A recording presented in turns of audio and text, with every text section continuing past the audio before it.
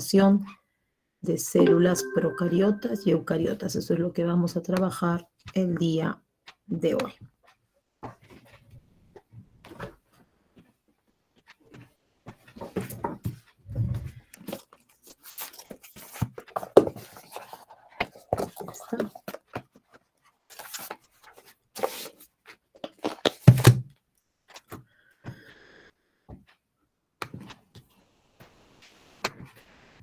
Muy bien, creo que todos los que somos, a ver, nos gustan algunas películas, ¿no?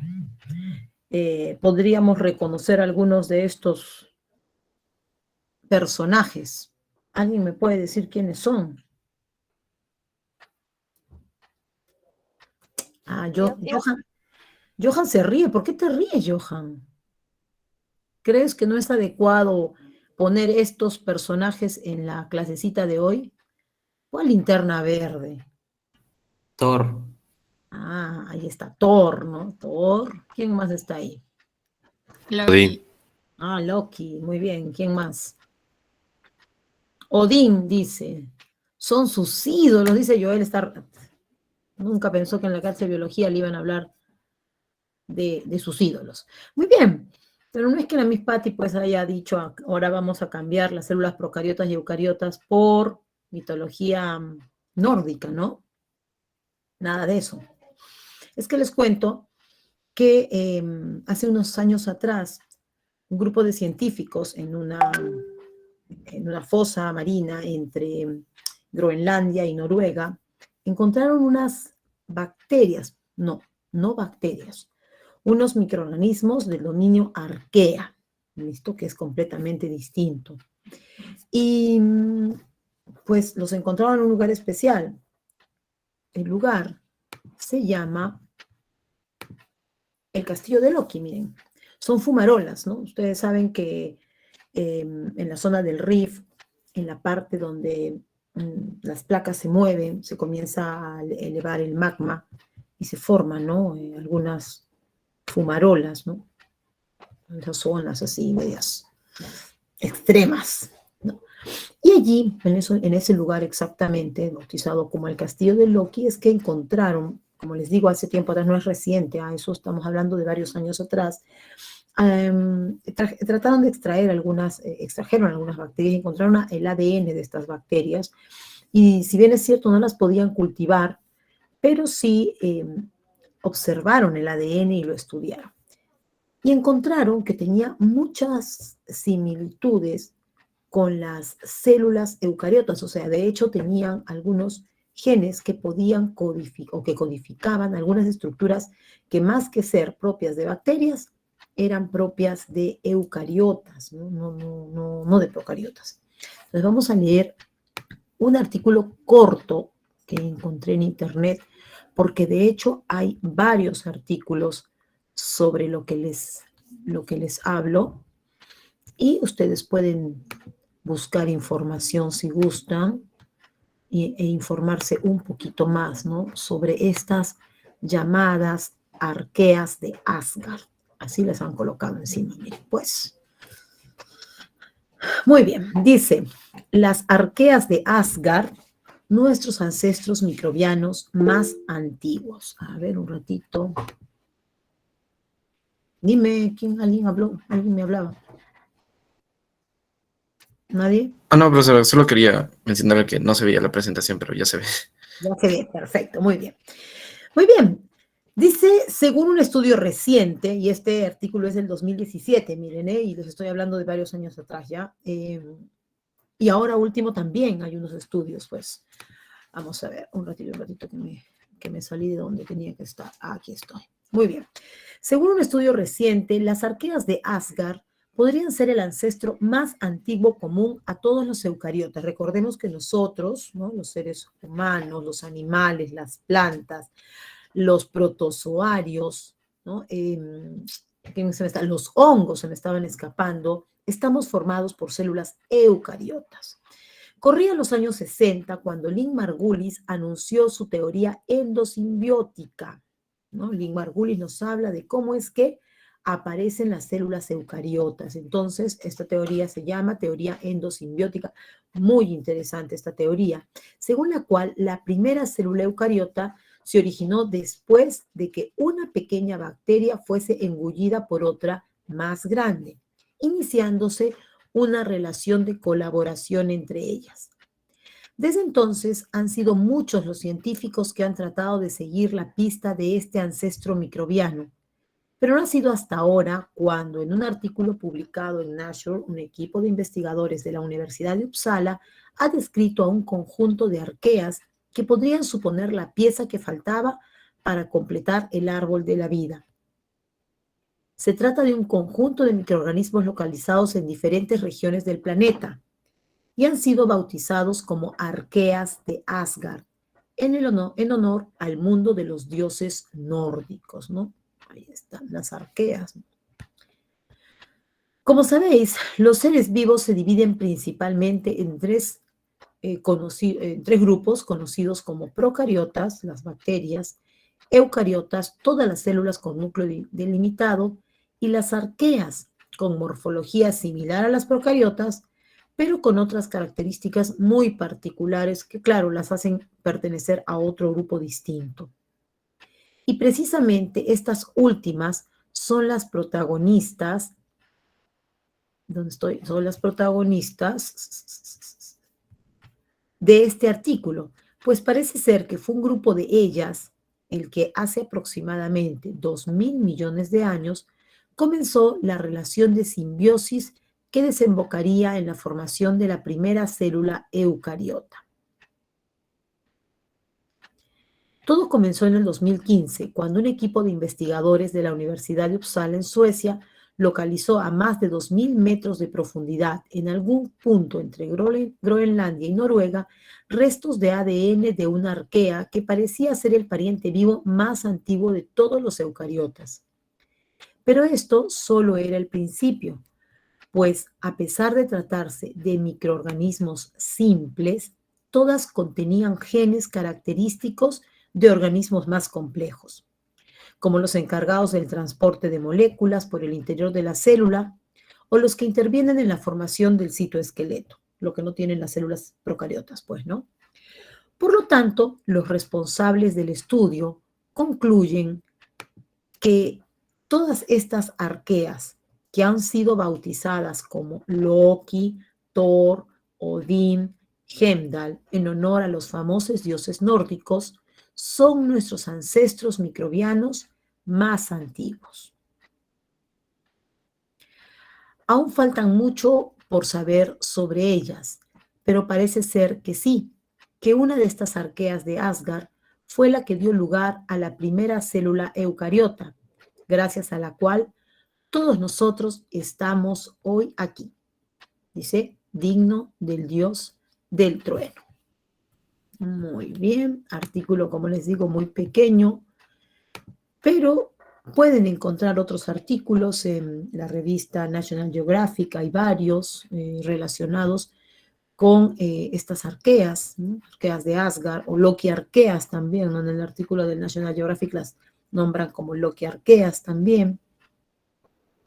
Y es que este grupo presenta, como bien dice el artículo este pequeñito, características que son propias de organismos que no son procariotas, que están más pegados para los eucariotas y entonces creen que estas pues fueron los microorganismos que dieron origen, que claro, que fueron las que engulleron estas bacterias, o sea, las que cumplieron de alguna manera la teoría de Lynn Margulis y que dieron origen a las células eucariotas.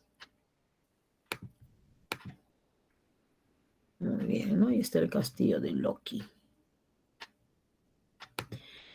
Y cuando nosotros hablamos de las células, nosotros recordamos que las células van a ser la célula en sí, es la unidad mínima anatómica, fisiológica, genética de todos los seres vivos. Todos los seres vivos están formados por célula. Ya lo dice la teoría celular, ¿no es cierto? Y es que la célula es la que cumple las funciones vitales. Las funciones vitales de los seres vivos son tres: la nutrición, todos los seres vivos se deben nutrir, ¿no?, para obtener energía. La relación, de una otra manera, se relaciona con otros seres vivos, también con su entorno, también con su interior. Y la reproducción, si un microorganismo, si un animal, si una planta no se reproduce, simplemente deja de existir y se extingue, ¿no? Entonces, estas son las funciones vitales. Las células, entonces, cumplen con estas funciones vitales. Y para el estudio, ¿no?, se les ha agrupado en dos grupos muy distintivos. ¿Por qué? Porque hay algo que presenta una y otra no. Y la principal diferencia entre estas células, procariota y eucariota, es la presencia o ausencia de una membrana nuclear, de una carioteca. En el caso de las células procariotas, estas células carecen de carioteca, o sea, su material genético está encerrado en una membrana llamada carioteca y esto forma el núcleo, pues, ¿no?, muy delimitado en las células eucariotas. Pero en las células procariotas carecen de esta membrana y su material genético está disperso en algún sector del citoplasma, constituyendo lo que se conoce como un nucleoide, por ejemplo, ¿no? Entonces, esa es la principal característica y diferencia entre las células eucariotas y las células procariotas. Aquí está, ¿no? La célula eucariota, el material genético está rodeado por una membrana y aquí no está rodeado por membrana, ¿no? Las dos van a coincidir en que tienen membrana plasmática, tienen un citoplasma, tienen su material genético, pero ahí está la principal diferencia en su membrana nuclear. La célula procariota, a su vez, bueno, va a tener otras características como los flagelos, las fimbrias, los piles sexuales, la presencia de una cápside, que es una envoltura adicional, la pared celular, ¿no?, que también está presente en otras células, pero que tiene una constitución, una estructura diferente. Tenemos ribosomas, pero carecen de otros organelos celulares. Son más pequeños también que las células eucariotas. Mientras que cuando hablamos de células eucariotas, nosotros vamos a hablar de dos tipos bien marcados de células. La primera, la célula vegetal, y la otra, la célula animal. Cuando hablamos de la célula vegetal, con respecto a la célula animal, a pesar de que las dos son eucariotas, pues van a tener bastantes diferencias. La primera es que la célula vegetal tiene pared celular, cosa que no tiene las células animales, ¿no? Las células animales carecen de pared celular y por eso es que tienden a perder forma si están fuera del tejido, pues, ¿no? En el caso de las células vegetales presentan vacuolas grandes que van a estar relacionadas con el balance hídrico de la célula, con la retención de líquido dentro de la célula. Muchas veces se llenan de agua, ¿no?, y orillan todo alrededor a los bordes, y cuando uno las mira al microscopio, pues un gran espacio vacío, producto de que esta célula está llena de agua, ¿no? Mientras que en las células animales esta vacuola no está presente o es muy pequeña, o son organelos muy pequeñitos, ¿no? Otra estructura que está presente en las células vegetales son los plastidios. En ellos destacan los cloroplastos, porque claro, son los organelos relacionados con la fotosíntesis, pero existen otros plastidios que almacenan otras sustancias, como por ejemplo los leucoplastos. Los leucoplastos van a almacenar aceites y se llaman oleoplastos, pueden almacenar proteínas y son proteinoplastos. Los leucoplastos pueden almacenar almidón y son amiloplastos, ¿listo? Y bueno, algunos cromoplastos que van a almacenar algunos pigmentos, ¿no? Y bueno, el cloroplasto, que ya lo conocemos, relacionado con la fotosíntesis. Mientras que las células eucariotas carecen completamente de plastidios, pero tienen centriolos, lo que no tienen las células vegetales, ¿no? Las células animales, por el contrario, tienen centriolos y esos están relacionados pues con la formación de los microtúbulos, del uso acromático en el momento de la reproducción celular, ¿no? Y también formación de cilios y flagelos.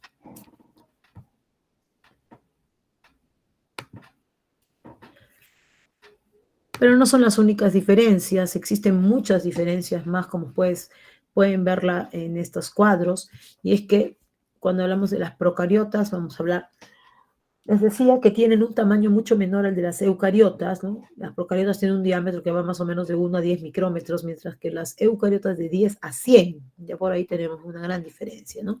En caso del ADN, las procariotas tienen una molécula simple, sin proteínas, como las histonas, y forman un ADN circular, que generalmente posee un solo cromosoma, mientras que las eucariotas son moléculas más complejas. Hemos dicho que está asociada a las histonas y que estas van a permitirle el enrollamiento durante la división celular. Además, el ADN en las eucariotas es lineal y forma un distinto número de cromosomas. Estos son característicos de cada especie. Hemos dicho también que el único organelo que presentan son los ribosomas, ¿no? Ambos. Sin embargo, los ribosomas de los procariotes son más pequeños y menos activos que el que tienen las células eucariotas. Cuando hablamos de flagelos, por ejemplo, los flagelos en el caso de los procariotas son simples, de una sola fibra, y están constituidos por una proteína especial que se llama flagelina, mientras que los flagelos en los eucariotas van a ser mucho más complejos, tienen toda una distribución de los microtúbulos, están formados por estos microtúbulos de tubulina. Hemos dicho que los procariotas presentan pared celular, también se presenta la pared celular en arqueabacterias, ¿no? En el grupo del dominio de las arqueas. Sin embargo, difieren en la constitución de esta pared celular. En el caso de las arqueas es un pseudopeptidoglicano y en el caso de las bacterias es peptidoglucano.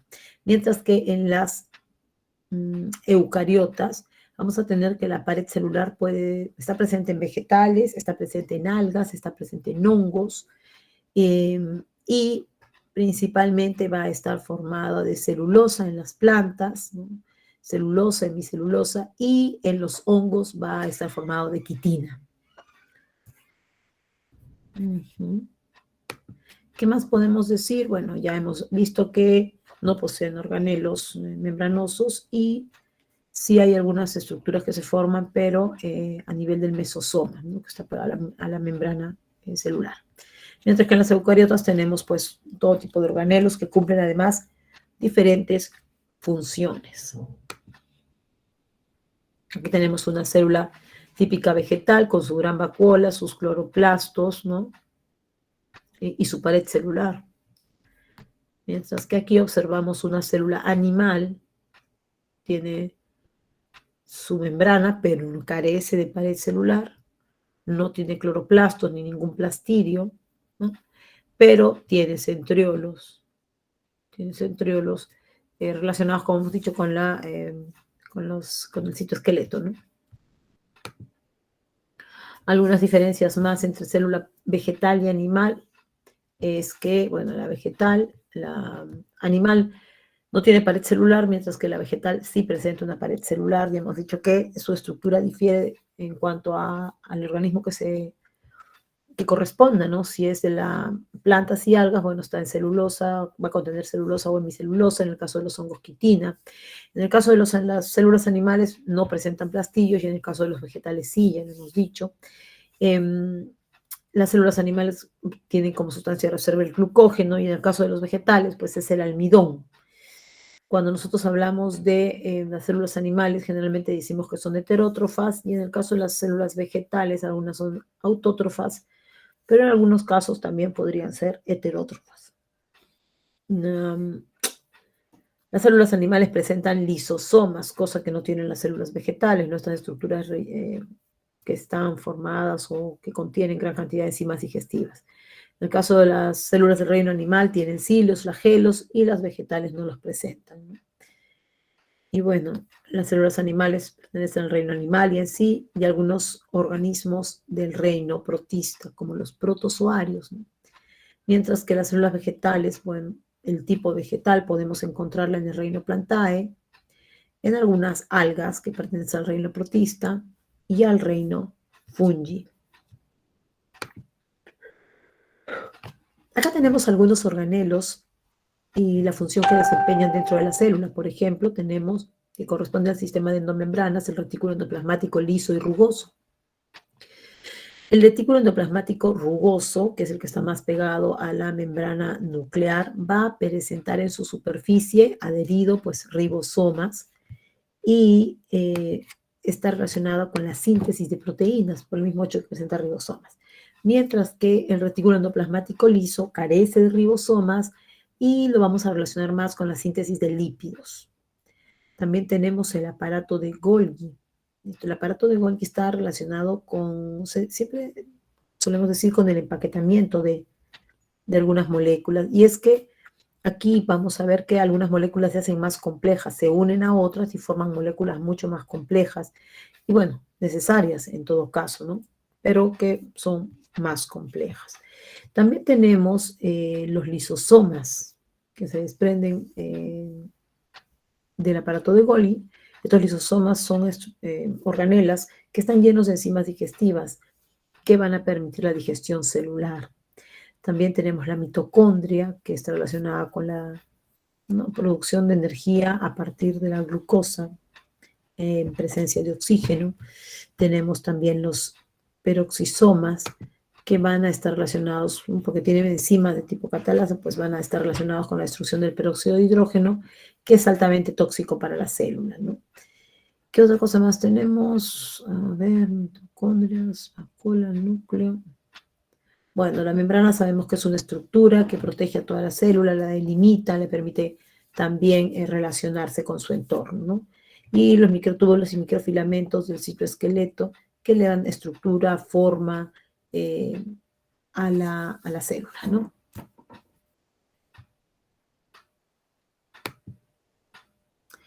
Y las células pueden haber de diferente forma, y esta forma va a variar de acuerdo a la tensión superficial, la viscosidad del protoplasma, la acción mecánica que ejercen las células vecinas, también la rigidez de la membrana, la disposición del citoesqueleto y las adaptaciones funcionales, como por ejemplo la neurona, ¿no? La neurona es una célula que requiere interconectarse con muchas otras células más, de ahí su forma estrellada, muy ramificada, ¿no es cierto? En el caso tenemos algunas células prismáticas, ¿no? Las de la piel generalmente, los epitelios, muy pegaditos, muy cerquita. Y también tenemos a las células aplanadas, ¿no? Generalmente las de la piel, esas son aplanaditas. Los glóbulos rojos son células aplanadas. Cuando hablamos de la membrana celular, debemos recordar que esta corresponde al modelo de Singer y Nicholson, que es el modelo de mosaico fluido. ¿Qué dice el modelo de mosaico fluido? Que la membrana celular, las membranas celulares en general, están formadas por una doble capa de fosfolípidos, ¿no? Cada uno de estos es un fosfolípido. Entonces, una doble capa de fosfolípidos forman dos capas, ahí está, por eso se dice doble capa, y presenta proteínas que pueden ser integrales, que van de un lado a otro de la membrana, o también pueden ser periféricas, que están a un solo lado de la membrana. Estas proteínas están relacionadas con el transporte de sustancias al interior de la célula, como un tipo de transporte activo. ¿Qué más vamos a tener en la membrana? Bueno, vamos a observar el colesterol. Esta grasa le va a dar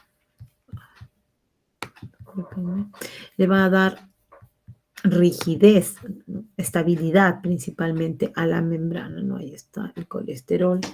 Y vamos a tener también que vamos a tener muchos receptores en membrana, ¿no? Lo considero el glucocálix también. Recuerden que esta membrana celular no es estática, no es impermeable, al contrario, es móvil, ¿sí? Por eso se llama de mosaico fluido. Tenemos que los componentes ahí se van, ¿no? Moviendo entre uno y otro, ¿sí? Se van disponiendo y van movilizándose igual que las proteínas, ¿no? Por eso decimos de la capa, la membrana celular, que es una membrana fluida, semipermeable, permitiendo el ingreso de algunas sustancias, pero de otras no. Y también hemos dicho que la constitución de la pared celular, que es externa a la membrana, puede cambiar. Entonces ahí tenemos, por ejemplo, que en el caso de las algas, en el caso de las plantas, ¿no? Vamos a tener paredes con celulosa y hemicelulosa. Y en el caso de los hongos, pues la pared celular va a estar llena de quitina. Muy bien, recordad así rapidito algunas generalidades de la célula. Y entonces vamos a trabajar el día de hoy aprendiendo cómo se realiza una coloración que nos permite identificar algunas bacterias, ¿no? Algunos grupos de bacterias dentro de las bacterias. Esta coloración se llama tinción de Gram o coloración Gram. y es un tipo de coloración diferencial. Nos permite identificar dos grandes grupos dentro de las bacterias, las gram positivas y las gram negativas. Cuando hablamos de las gram positivas, vamos a hablar de aquellas bacterias que se tiñen de un color azul oscuro, intenso, medio negruzco o morado, muy, muy intenso. Mientras que si hablamos de las bacterias gram negativas, ¿listo? Vamos a hablar de aquellas células que se tiñen de rosa, fucsia o ¿cómo se llama? O rojizas. Y eso, pues, ahorita lo explicaremos. ¿Qué es lo que tenemos que hacer? Lo que tenemos que hacer es lo siguiente. Preparamos una lámina portaobjeto bien limpia. Recuerden que las láminas portaobjeto, ay, siempre me equivoco con esto. Las láminas portaobjeto son los vidriecitos esos que usamos para colocar la muestra, ¿sí? Ahí. Entonces se coloca una gota de agua que puede ser solución salina fisiológica o que puede ser agua destilada. Y luego vamos a utilizar un material que hemos hablado ya así con arito y que se llama asa bacteriológica. Con esa asa bacteriológica nosotros vamos a tomar la muestra, pero antes, como vamos a trabajar con bacterias, lo que tenemos que es desinfectarla y eso lo vamos a hacer a la llama del mechero. ¿Listo? Entonces, quemamos la asita bacteriológica hasta que todo el alambrito se ponga rojo, incandescente. Luego vamos a enfriarlo ligeramente colocándolo sobre la lámina y vamos a tomar una azada, o sea, una gota con este arito de la muestra. En este caso la muestra es yogurt, ¿cierto? Entonces tomamos una azada de la muestra y vamos a estirar la muestra en la lámina, bien estirada y que sea delgadita. ¿Listo? Una vez que tenemos esto, vamos a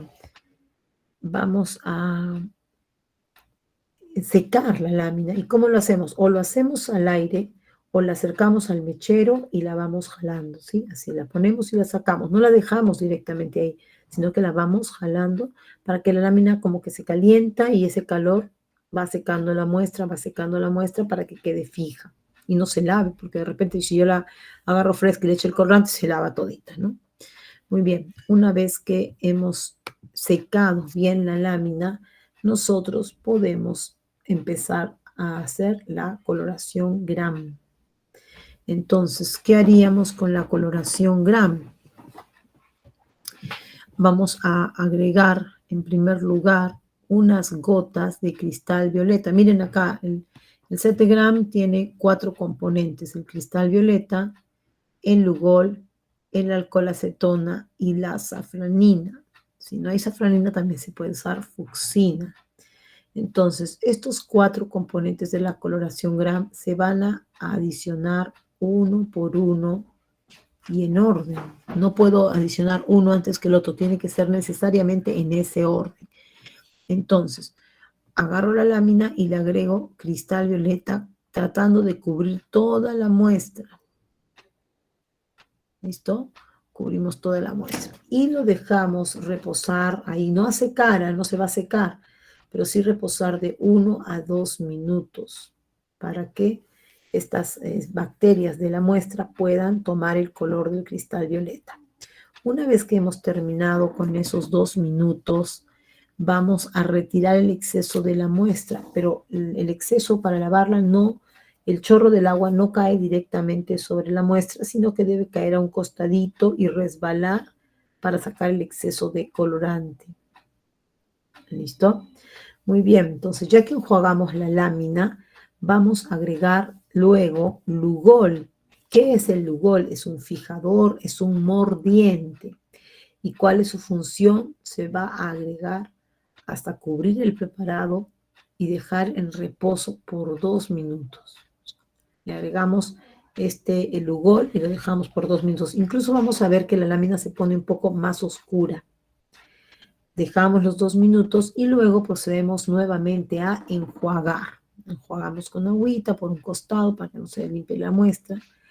Luego vamos a proceder a agregarle alcohol acetona. El alcohol acetona es una mezcla que nos va a permitir liberar, decolorar, quitar el colorante del cristal violeta, ¿no? Entonces se echa el alcohol acetona y se lava la lámina con este alcohol y lo que va a ocurrir es que se va a decolorar, ¿no? No todas las bacterias que están ahí se van a decolorar, algunas se decoloran y otras no, ya quedan con el color azul. Entonces, como algunas bacterias se han decolorado, nosotros vamos a hacer este procedimiento por 30 segundos y luego, pues, ya sabemos que vamos a tener bacterias coloreadas y bacterias no coloreadas, ¿no? A esas bacterias no coloreadas no las podemos observar. Entonces, ¿qué es lo que vamos a hacer? Vamos a echar un colorante que se le llama colorante de contraste o safranina. ¿Listo? Este colorante de contraste o safranina es la que da la coloración final a la muestra. Y ya una vez que hemos terminado la coloración y ya hemos enjuagado nuestra lámina, podemos enjuagarla, secarla y llevarla al microscopio. Entonces, vamos a observar este video que habla de la tinción de Gram.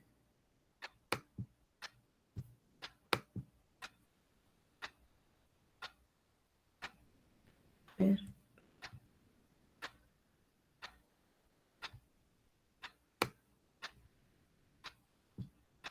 ¿Qué pasa?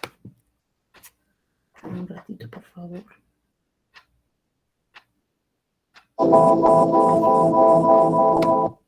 Negativas y las gram positivas bacterias en dos grandes grupos. Un tipo de tinción diferencial que ha permitido clasificar a las bacterias en dos grandes grupos, las gram negativas y las gram positivas. Para ello, utilizaremos el microscopio óptico compuesto, en el que las muestras se visualizan gracias a las diferencias de contraste entre ellas y el medio que las rodea. Para observar las bacterias al microscopio óptico es preferible teñirlas, porque los colorantes aumentan el contraste. Se emplean colorantes orgánicos que están cargados positivamente y se unen a las cargas negativas de los componentes celulares. La tinción de Gram es la más utilizada en los laboratorios de microbiología. Permite diferenciar entre dos tipos de bacterias, que se tiñen de distinta manera, porque tienen paredes celulares diferentes. Las bacterias Gram negativas tienen una membrana externa que no tienen las Gram positivas. La tinción de Gram consta de varios pasos. Haremos dos preparaciones, una con una bacteria Gram positiva y otra con una mezcla de bacterias Gram positivas y Gram negativas. En primer lugar, haremos un frotis con las bacterias que vayamos a teñir. Para ello, ponemos una gota de agua en un portaobjetos y sobre ella haremos una extensión de una pequeña muestra tomada de un cultivo sólido.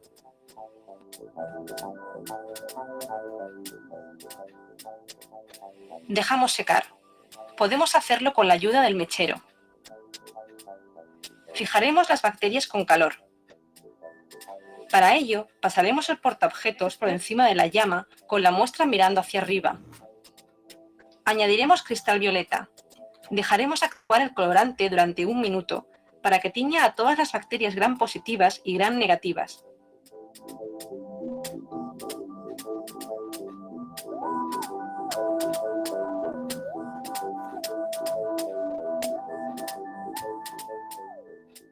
Lavaremos suavemente con agua.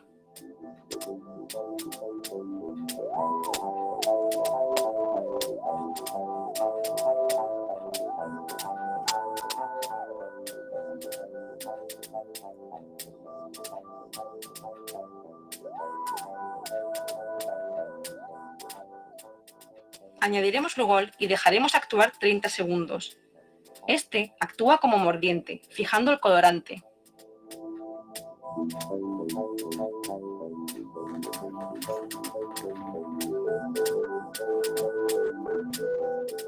Volvemos a lavar abundantemente con agua y hacemos un tratamiento con alcohol de 96 grados durante 15 segundos, para que se produzca la decoloración de las bacterias Gram negativas.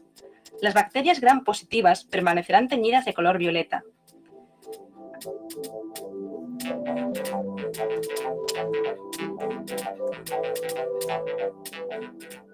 Lavamos abundantemente con agua. Al hacer dos preparaciones, este paso lo haremos por separado, ya que es crucial para la tinción respetar el tiempo.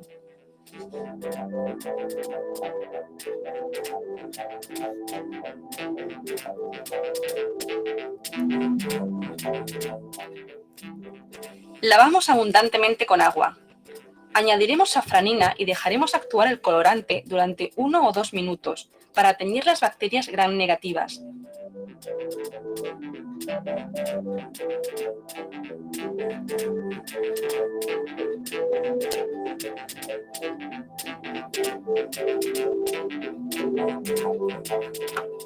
Finalmente, lavamos abundantemente con agua y dejamos secar la preparación.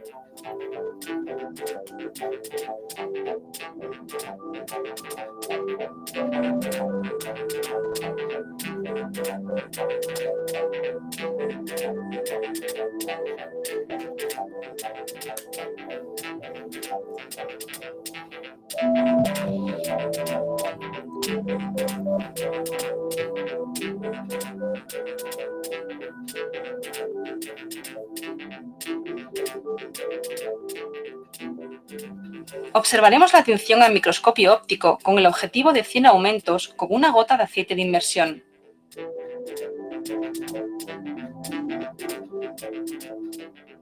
En la tinción de gram, finalmente, las bacterias gram negativas se tiñen de rosa o rojo por la safranina y las gram positivas de violeta por el cristal violeta.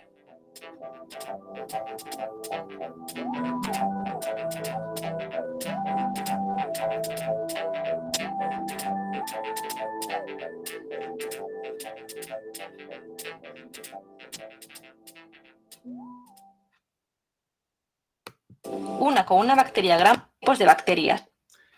Muy bien, hemos visto este video y hemos visto cómo hacen la tinción de gram. Y tenemos que tener en cuenta que la tinción de gram está relacionada con la cantidad de peptidoglicano que presente cada una de las bacterias, ¿no? En el caso de las bacterias gram positivas, como ustedes pueden apreciar en esta imagen, miren, su capa de peptidoglicano es gruesa, ¿no? Y además presenta ácidos lipoteicoicos, ahí están, entonces es una gruesa capa de peptidoglicano. Mientras que si observamos a las gram negativas, miren, su peptidoglicano es muy pequeño, es muy poco, y además se encuentra encerrada entre dos membranas, y esta es una membrana lipídica, ¿no? Lipídica. Entonces, cuando nosotros trabajamos la coloración, lo que va a ocurrir es lo siguiente. Cuando nosotros agregamos el primer colorante, que es el azul de metileno, teñimos a los dos grupos de bacterias. No es que solamente se tiñe uno, sino se tiñen los dos. Tanto las gram positivas como las gram negativas, ¿sí? Las dos. Luego, porque claro, he agregado el colorante cristal violeta a las dos. Luego vamos a fijar ese color con el azul, con el Lugol. Esta violeta de genciana o cristal violeta, le agregamos a esta muestra, le agregamos Lugol. El Lugol es un mordiente. ¿Qué quiere decir que es un mordiente? Quiere decir que es una sustancia que va a fijar el color. Entonces, lo que ocurre es que cuando el Lugol y el cristal violeta se unen, forman un complejo cristal violeta yodo, porque el Lugol está formado con yodo, ¿se acuerdan? ¿No es cierto? Yodo, yoduro de potasio y yodo metálico, ¿no? Esa es la composición del Lugol. Entonces se forma un complejo coloreado entre el peptidoglicano, ¿no? El azul cristal violeta y el Lugol. Y se retiene de esa manera el color, ¿no? Ahí está formado. Y el complejo dentro de la bacteria está reteniéndose el color, que ha entrado el color también. Sin embargo, el tercer paso de esta coloración gram nos pide agregar un decolorante, ¿no?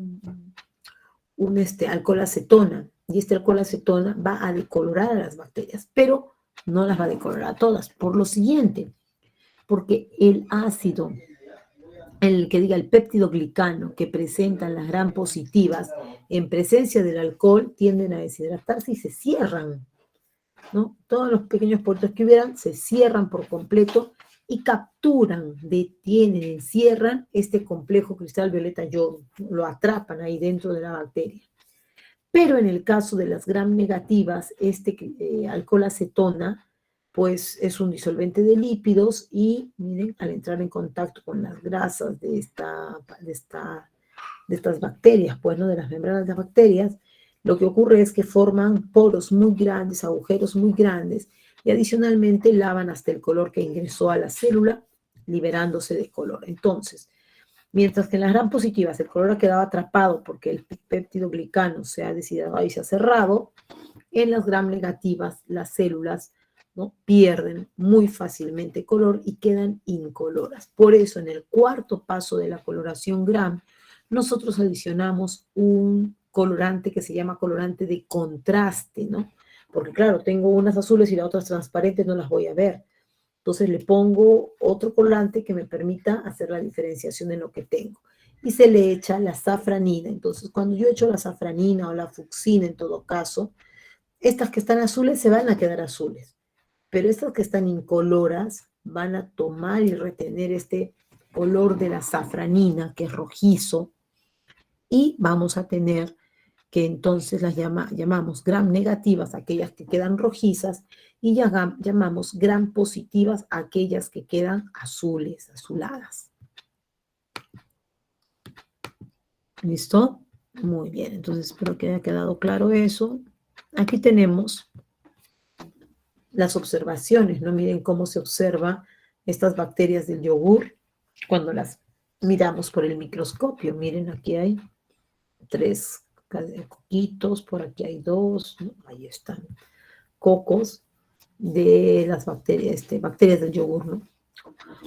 Acá también tenemos otra, mira, aquí hay un dibujito, ¿no?, de todo lo que podríamos encontrar. Dice que podemos encontrar cocos solitos, estreptococos, o sea, cocos en cadena, bacilos, ¿no?, esos rectangulares alargaditos, y diplococos que se juntan, ¿no?, de 2. Pues todo eso podemos encontrar en las bacterias, dentro de las bacterias del yogur, ¿no? Aquí hay otra imagen, pero esta imagen de las bacterias del yogur no está con azul, con cristal violeta, con coloración gram, parece un azul de metileno. Lo único que nos permite es diferenciar que hay unas estructuras ahí, pero no podemos saber cuáles son gram positivas o si es que hay gram negativas. Muy bien, recordemos que en el caso de las bacterias gram positivas, pues estas quedan azules, y generalmente los cocos son bacterias gram positivas. Pero en el caso de las gram negativas, el resultado final son bacterias de color rosado, ¿no? Y estas bacterias de color rosado, pues tienden a ser más bacilos de tracto entérico, ¿no? Entonces, ven, acá nuevamente les repiten los pasos. La fijación, estamos fijando a fuego, luego le echamos el primer colorante, el cristal violeta, las 2 quedan azules, luego el mordiente, que es el lugol, las 2 azules también, luego lo decoloramos con alcohol acetona, y aquellas que son azules quedan azules nomás, pero las que son gram negativas, tienen muy poco péptido glicano, pues nuevamente pierden color y se quedan blancas. Y por último, entonces, se adiciona el colorante de contraste, que uno es azul y el otro es rojo. ¿Listo?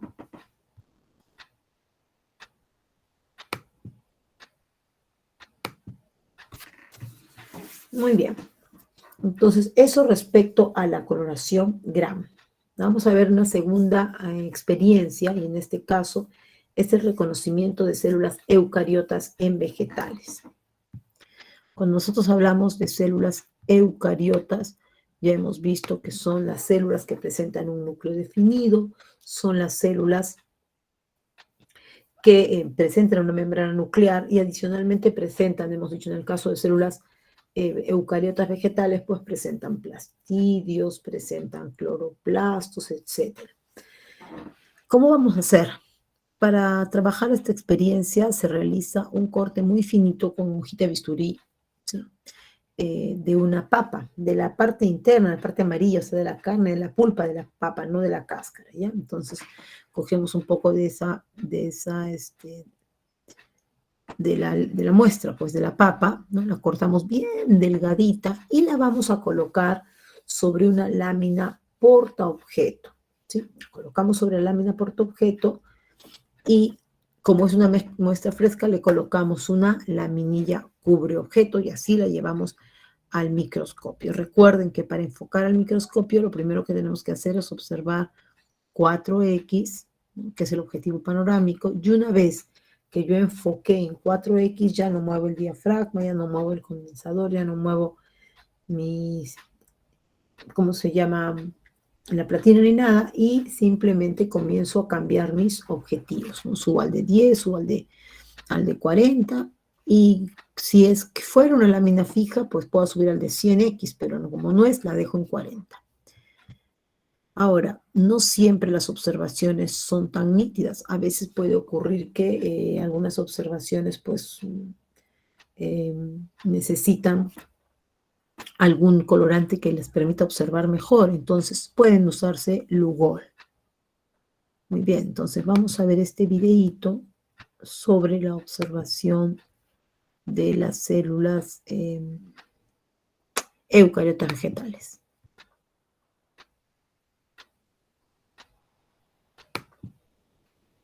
Objetos. Práctica de visualización de las células de la papa. Primero se debe tomar un portaobjetos y se hace un montaje en líquido con dos.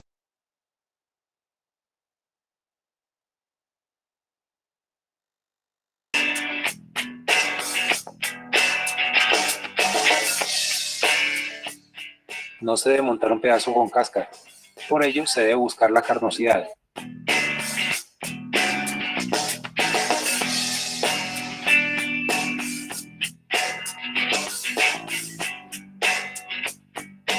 Se corta una capa muy delgada, lo más delgada posible.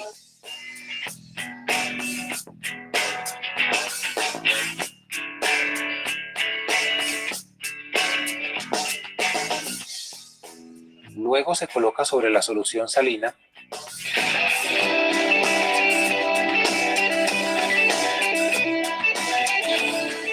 Se tapa con el cubreobjetos.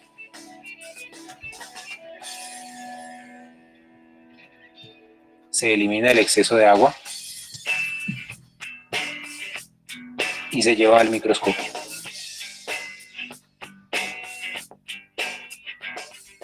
Ahora los dejamos con el profesor John Jairo, que nos comentará los resultados. Después de hacer el montaje de la papa, recuerden, lo más delgado posible, se dirige al microscopio y visualizamos en 4X, 10X, 40X y si es necesario en 100X. Aquí podemos visualizar en 4X las células de la papa. Recuerden, va a enfocar en el borde del corte. Allí es donde hay menos concentración de papa y se pueden visualizar más fácilmente las células. Pasamos a 10X, enfocamos y le damos luz. Tenemos células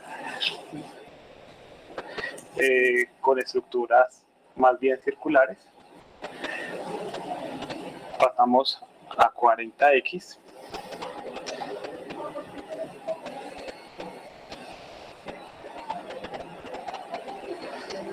Tenemos células de la papa. En este caso no se distingue estructuras, pues no se ha hecho la adquisición con Lugol.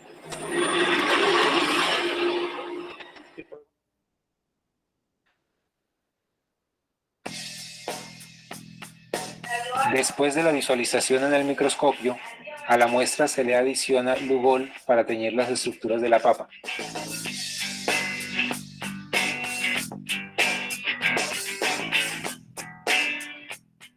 Entonces se añaden unas cuantas gotas entre el portaobjetos y el cubreobjetos hasta que cubra toda la muestra de la papa.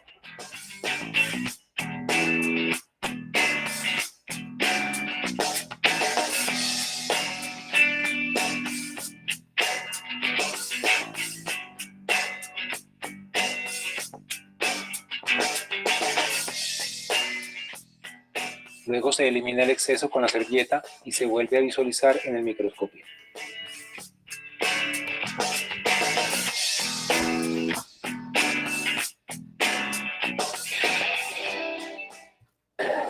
Después de la tinción con el Lugol en el tejido de la papa, podemos visualizar una estructura teñida. En el centro podemos encontrar unas estructuras esféricas de color violeta. Este montaje es en 4X. 40X enfocamos, le damos luz. Aquí las podemos visualizar mejor. Las células están teñidas de color violeta. Esta es gracias a la tinción con el Lugol. Aquí podemos ver una estructura esférica. Eso se denomina un amiloclasto. Las estructuras vegetales tienen un carbohidrato, un polisacario que se llama almidón. Y la papa almacena gran cantidad de almidón. Entonces, esas estructuras oscuras son los amiloclastos, donde la papa, la célula de la papa, almacena este carbohidrato. 40X, enfocamos y le damos color. El enfoque mejor. Acá los podemos visualizar muchísimo mejor. Ahí tenemos los amiloplastos donde las células de la papa almacenan el almidón. Bajo indicación del docente, si es necesario, hacen el montaje y la visualización en 100X. Aquí podemos visualizar. Muy bien. Ustedes han observado cómo en un corte de papa, ¿no? Ahí está. Pues delgadito, ponen la lámina, le ponen cubre objeto y lo llevan a observar al microscopio. Pero como observan allí, sobre todo cuando lo acercan más, ¿no? Ahí es donde se nota. Pues se ven como pequeñas bolsitas y no se nota nada más. Sin embargo, luego le proceden a agregar Lugol, miren.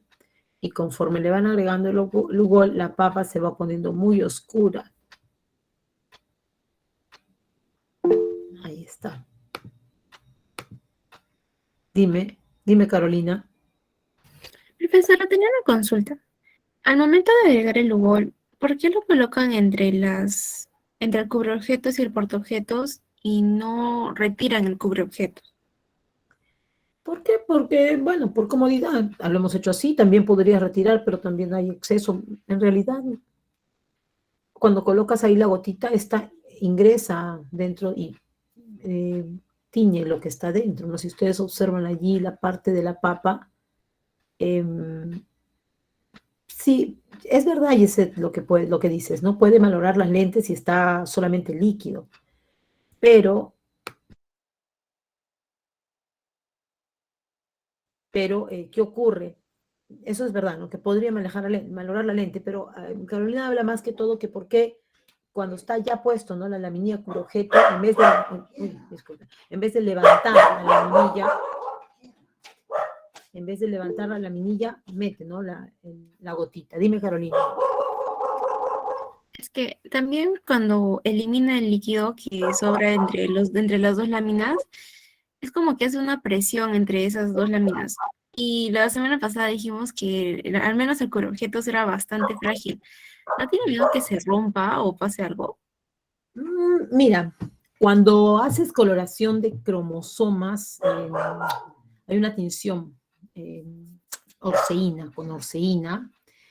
La técnica manda, ¿no? Que una vez que tú pones, por ejemplo, esta para hacer para mitosis, la cebollita, las raícitas de las cebollas que están creciendo se sacan, se ablandan con orceína A, luego se sumergen, se desprenden 3 vapores para ablandar pues estas raicillas y poder hacer la presión, discúlpame. Entonces se pone la lámina, se pone la raicita, se pone la laminilla y la técnica manda que con el dedo gordito así, uno haga así y ¡pah!, apriete de frente, pero en una sola, ¿no? Si tú apretas mal, como que hay y se puede partir. Sí, se puede partir, es verdad, porque es muy delgada, ¿no? Pero también lo hace con cuidado. Si lo levantas, también hay el punto de que, por ejemplo, nuevamente se disperse el líquido y todo lo demás, más que todo por una cuestión de comodidad, más que haya alguna técnica ahí porque podrías fácilmente levantarla, retirar con un papel filtro o un papel toalla el exceso, le colocas ahí la gotita y se acabó. Igual se va a teñir, ¿listo? No tiene mayor, digamos que, no hay algo especial en la forma en que agrega el colorante, ¿sí? Igual tú miras allí que el pedacito de papa ya se vuelve oscuro, ¿no? En esta partecita, aquí se ve ya oscuro, marroncito, ¿no? Allí, aquí, apenas le echa el lugol, e igual retira el exceso, porque el exceso puede, como bien dice Yeset, puede ser que el exceso manche todo el borde y también se pueda tocar la lámina, entonces lo va a limpiar de todas maneras. Pero ves cómo conforme va chocando las partes de papa, ya se van estas poniendo más azulitas. Ahí está, ¿no? Y ve, va retirando el exceso de líquido. Listo. Ahí está bien oscura la papa, ¿no? Y todavía quita el exceso de líquido con papel toalla, ¿ves? Listo. No, podrían hacerlo de las dos formas, la verdad es que y si la laminilla sí, pues se puede romper porque es muy delgada, pero de repente al hacer el despegue también podrían romperla, ¿no? Es cuestión de comodidad nada más. Listo. Entonces, ustedes observan que ha hecho todo ese procedimiento. ¿Para qué? Para agregar lugol. ¿Y se acuerdan cuando hablamos de carbohidratos, de glúcidos? ¿Qué glúcido se tenía con el lugol? El almidón. El almidón, pues, ¿no es cierto? Entonces, ¿por qué le echa lugol? Porque obviamente el lugol va a unirse al almidón y se va a formar este color oscuro. Entonces, agregan el lugol y ya se pueden ver mucho mejor estos amiloplastos por la coloración que se hace del almidón. Miren, ya está todo manchado ahí, ¿no? Todo oscuro, teñido de morado o azul intenso, y luego los lleva a 4X, recuerden que este es el panorámico, pueden mirar todas las zonas, ¿no? No, pero si voy a mirar acá esta montonadera, mejor me vengo a un ladito como este, y observo mucho más separados esos amiloplastos, ¿no? Que cada uno de estos saquitos son los amiloplastos, que tienen tal cantidad de almidón y al contacto con el lugol se tiñen de oscuro. Entonces ya pasó por 4X, luego sube el aumento, ¿no? Y lo lleva a 10X, mira, ya lo ve mucho mejor. Ahí están estos amiloplastos. Y por último, incluso los termina llevando hasta, aquí, nos lleva hasta 40X, ¿no? Y miren, se ven grandes, teñidos de oscuro por el contacto con el lugol. Listo, amiloplastos propios de células vegetales son células eucariotas. Muy bien, vamos con la última experiencia, la número 3, es la observación de protozoarios de vida libre. Cuando nosotros trabajamos en laboratorio y protozoario o para observación de protozoarios de vida libre, generalmente pedimos a los chicos que traigan agua de florero, pero que tenga muchos días. Y en el mejor de los casos, si alguien se puede ir al cementerio en las jardineras, como tienen tanto tiempo allí y está con los restos de las plantitas, pues vamos a encontrar una buena muestra para encontrar protozoarios grandes, porque a veces los encontramos muy pequeñitos, ¿no? Por eso es que dice ahí una gota de agua estancada, que puede ser agua de florero de unos 5 días más o menos, o también podemos observar traer agua del cementerio, pues, ¿no? De los floreros del cementerio, y que nos permite tener, pues, por la descomposición de los tronquitos y las hojitas de las flores, pues, mayor cantidad de protozoarios, ¿no? Entonces, una lámina portaobjeto la colocamos en una gotita de esta agua y le colocamos su laminilla cubre objeto, ¿no? Bien dice Yeset, porque no vamos a evitar poner nuestros objetivos en contacto con el líquido para que no se dañe.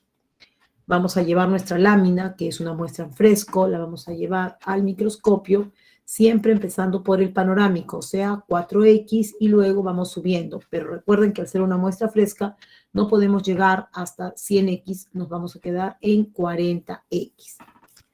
Vamos a mirar este videito, el último videito del día de hoy.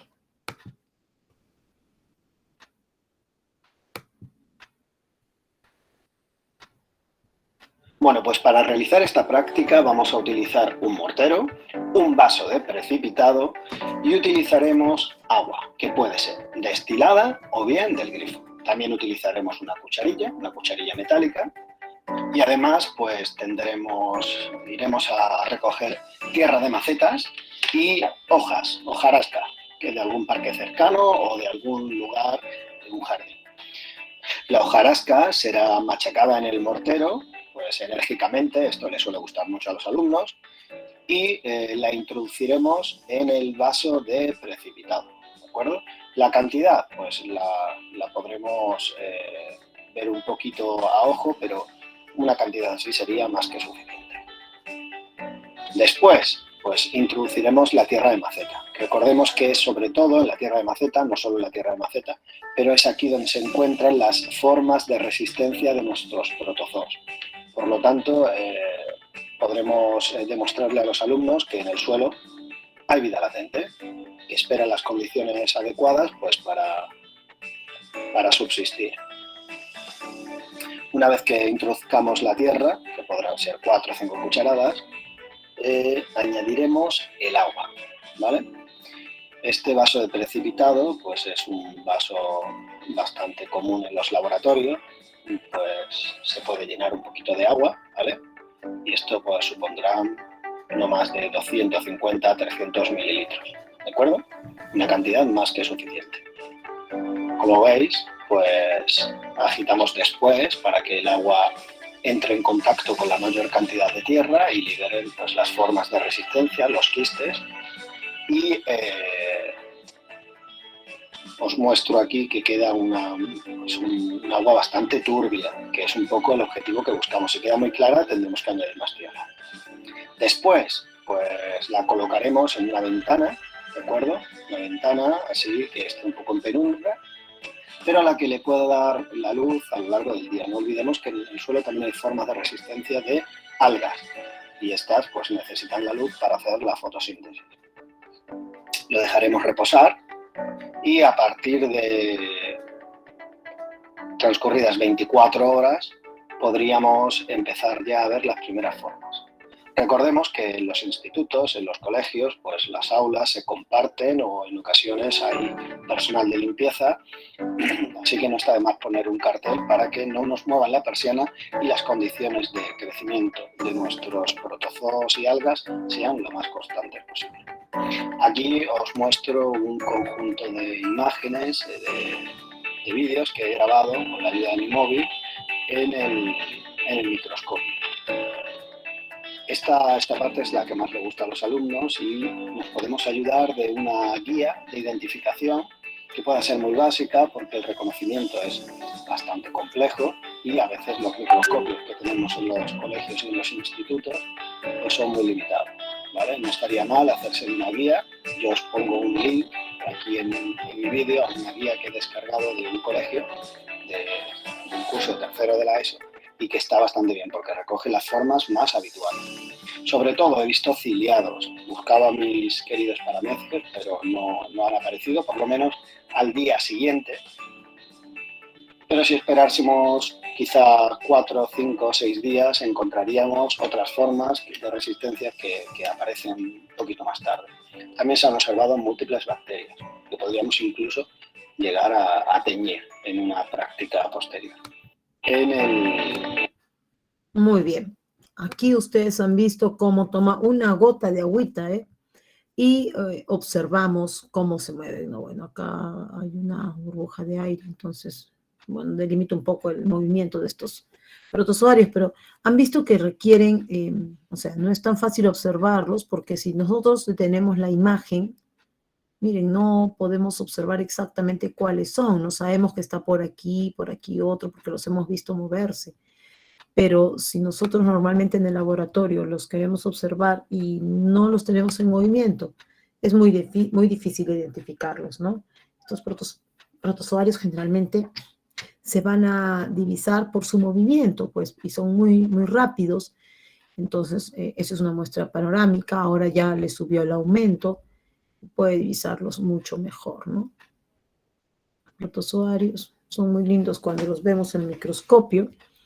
¿Listo? Pero como les decía, si nosotros quisiéramos preservar, por ejemplo, la muestra y echáramos una gotita de formol, pues todos se morirían y ya no los podríamos ver, distinguirlos sería bastante difícil.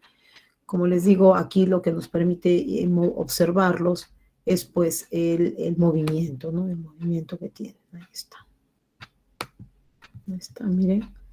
Porque si no podríamos confundirlos con algún detrito, algún resto del agua de charco, de florero, ¿no? Entonces, los protozoarios, recuerden, son organismos, microorganismos con células eucariotas, ¿no? Presentan, no son de vida libre en este caso, y muchos de ellos pueden presentar cilios o flagelos para su movimiento tan rápido, ¿no? Muy bien. Ahí está. Entonces, no todos los protozoarios son de vida libre, muchos de ellos tienen relación con las enfermedades, ¿no? Por eso también muchos protozoarios son de importancia médica.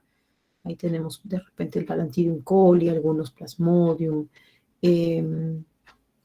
principalmente, ¿no? Que van a causar estos toxoplasmas, las yardias, ¿no? Son protozoarios que van a tener importancia médica, porque pues causan algunas parasitosis, tanto en niños como en adultos, ¿no? Y también muestran condiciones de sanidad, ¿no? En algunos casos, lugares donde pues no tienen de repente agua potable y guardan el agua en tanques, etcétera, pues se generan una serie de estos problemas. ¿Por qué? Porque el agua está mucho tiempo almacenada y puede causar problemas, ¿no? A nivel intestinal principalmente y otros pues ya más complicadas. Muy bien, entonces el día de hoy hemos hablado de células, ¿no? Células procariotas, células eucariotas. Recordemos que las células eucariotas son aquellas que tienen un núcleo definido rodeado por una carioteca, mientras que las células procariotas pues no presentan esta membrana nuclear y pues simplemente tienen un material genético disperso en el citoplasma, ¿no? Células procariotas a su vez, no, las células eucariotas a su vez pueden ser animales y vegetales, y entre estas también existen algunas diferencias. Entonces, para la próxima semana, ya saben que deben venir estudiando, deben presentar su informe y nada, también irse preparando porque ya poco a poco ya se acerca también el segundo examen de unidad, aunque todavía con ustedes creo que tenemos un tiempito más a ir practicando con tiempo. ¿Listo? Muy bien, entonces eso ha sido todo.